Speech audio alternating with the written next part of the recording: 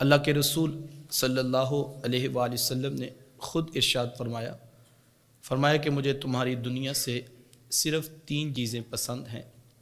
پہلی چیز خوشبو، دوسرا فرمایا کہ منکوحہ عورتیں، اور تیسرا فرمایا کہ وجعلت قرۃ عینی فی الصلاۃ، میری آنکھوں کی ٹھنڈک تو نماز میں رکھی گئی۔ نماز نماز نماز، آخری وصیت امت کے نام یہ تھی کہ لوگوں نماز نہ چھوڑنا، لوگوں نماز نہ چھوڑنا، لوگوں نماز نہ چھوڑنا۔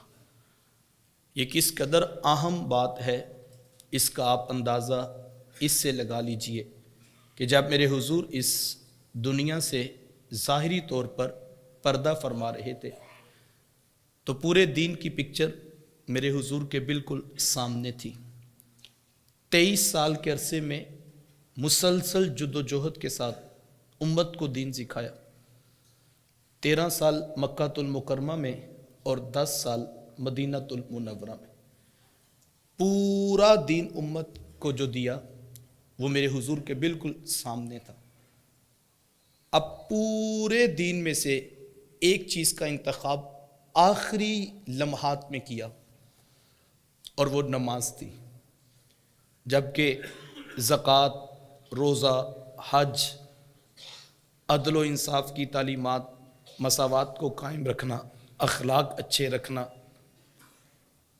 کینہ، حسد، بغض جیسی ذمیمہ صفات سے بچنا، یہ سارے شرعی احکام تھے جو حضور نے امت کو دیے تھے۔ کسی اور کو بھی ساتھ میں شامل کر لیا جاتا، لیکن آخری وصیت پورے دین میں سے جو حضور نے ایک امت کے نام رکھی وہ یہ تھی کہ لوگوں نماز نہ چھوڑنا، لوگوں نماز نہ چھوڑنا، لوگوں نماز نہ چھوڑنا۔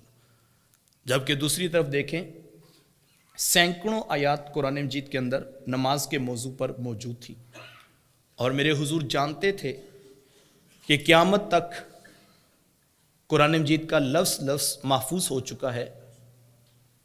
حضور کسی اور چیز کی نصیحت فرما دیتے، یہ تو قرآن مجید میں محفوظ ہو چکا تھا حکم، اور ایک بار نہیں سینکڑوں مرتبہ رب کے قرآن میں یہ موجود تھا۔ سینکڑوں احادیث نماز کے موضوع پر صحابہ کو زبانی یاد ہو چکی تھی، اور عملاً نماز کی تربیت اتنی ہو چکی ہے کہ صحابہ فرماتے ہیں مومن اور کافر میں فرق نماز سے کرتے تھے۔ اگر کوئی شخص ہماری مسجد میں آتا تو ہم سمجھ جاتے یہ اسلام قبول کر چکا ہے، اور اگر کوئی شخص نہ آتا تو کوئی بھی اسے جا کے یہ نہ پوچھتا کہ آپ مسجد میں دکھائی نہیں دیتے، بلکہ انڈرسٹوڈ تھا کہ جو نہیں آتا وہ ابھی اس نے اسلام ہی نہیں قبول کیا۔ کوئی جا کے کسی دکاندار سے، کسی مزدور سے یہ نہیں پوچھتا تھا کہ آپ مسجد میں کیوں نہیں آتے، کیونکہ سب کو پتا تھا کہ جو اسلام قبول کر لیتا ہے وہ مسجد میں آتا ہے، اور جو نہیں آتا اس سے پوچھنے کی ضرورت نہیں، اس نے بھی اسلام ہی قبول نہیں کیا۔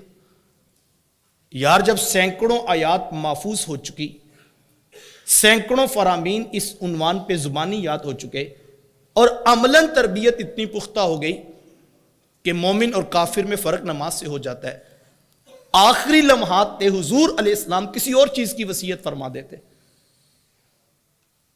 اپنی بیٹی سیدہ فاطمہ رضی اللہ تعالی عنہا کے لیے کوئی حضور بات ارشاد فرما دیتے، حسنین کریمین رضی اللہ تعالی عنہما کے ساتھ کوئی محبت برا انداز حضور اختیار کر لیتے، آخری لمحات تھے، لیکن حضور علیہ السلام نے پورے دین میں سے جس آخری چیز کا انتخاب کیا وہ نماز تھا۔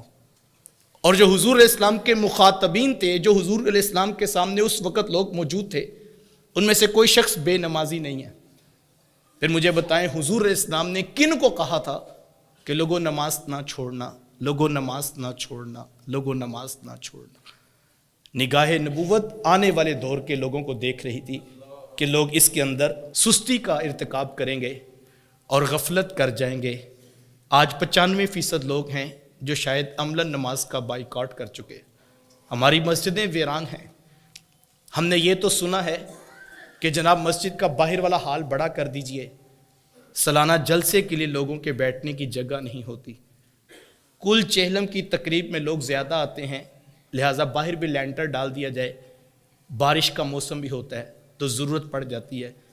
لیکن ہم نے یہ نہیں سنا کہ کوئی شخص مسجد سے واپس جا رہا ہو کہ اندر پنج گانہ نماز کے لیے مزید بندے کے بیٹھنے کی جگہ نہیں ہے، میں کسی اور مسجد میں جا کے نماز پڑھنا چاہتا ہوں. یار حکم تو نماز کا اتنا اہم تھا، اور اگر ہم اس میں اتنی غفلت کا شکار ہو چکے ہیں تو ہمیں سوچنے کی ضرورت ہے یا کہ نہیں.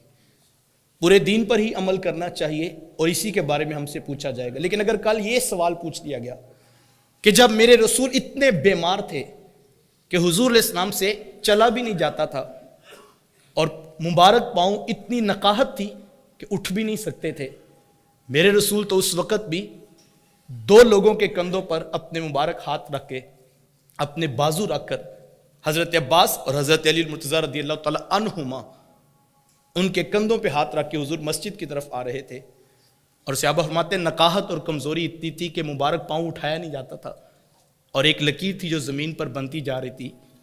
حضور جماعت کے ساتھ آ کے نماز پڑھ رہے تھے. میں دیکھوں میں کہاں کھڑا ہوں، آپ اپنا محاسبہ کریں ہم کہاں کھڑے ہیں. آخری وصیت یہ تھی نا کہ لوگوں نماز نہ چھوڑنا. لیکن جیسے ہی کل قیامت کا دن ہوگا، حضور فرماتے ہیں ان اول ما یحاسب بہ العبد یوم القیامہ الصلاۃ، جس شے کے بارے میں سب سے پہلے پوچھا جائے گا وہ نماز ہے. دیکھیں اس کی بہت ساری حکمتیں، یہ بنیادی چیز تھی. لیکن دیکھیں پورا 23 سال میں جو دین دیا، اللہ نے اس پورے دین کے بارے میں ایک مومن سے پوچھنا ہے کہ جو اس کی ضرورت تھی، جو تقاضے تھے اس نے پورے کیے، جو اس کے احکامات اس کے لازم آتی تھی، جو ذمہ داری اس نے نبھائی کہ نہیں، یہ پوچھی جائیں گی. ہر امیر سے اس کی رعایا کے بارے میں، ہر اس کے دائرہ کار میں سوالات ہوں گے. لیکن ذرا غور کیجئے گا، سب سے پہلا سوال قیامت کے دن نماز کا ہوگا. کیوں؟ بہت سارے جواب ہوں گے اور بہت ساری حکمتیں ہوں گی، لیکن ایک یہ بات سمجھ میں آتی ہے کہ یہ سوال سب سے پہلے شاید اس لیے رکھا گیا کہ جب میرے رسول کی طبیعت نقاہت، بخار، کمزوری میں تھی، میرے رسول نے آخری پیغام امت کو نماز کا دیا تھا.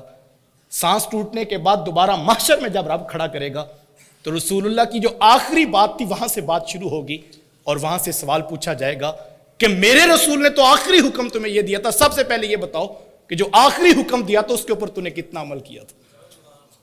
اور پھر حضور نے ضمانت دی اس شخص کو، فرمایا فَإِن صَلُحَتْ فَقَدْ أَفْلَحَ وَأَنجَحَ وَإِن فَسَدَتْ فَقَدْ خَابَ وَخَسِرَ. فرمایا جو نماز میں ٹھیک نکلا، جو اس میں کامیاب ہوا وہ کامیاب ہو گیا. جس کی نماز ٹھیک نکل آئی اور جس کی نماز ٹھیک نہ نکلی، حضور فرماتے ہیں وہ ذلیل و رسوا کر دیا جائے گا.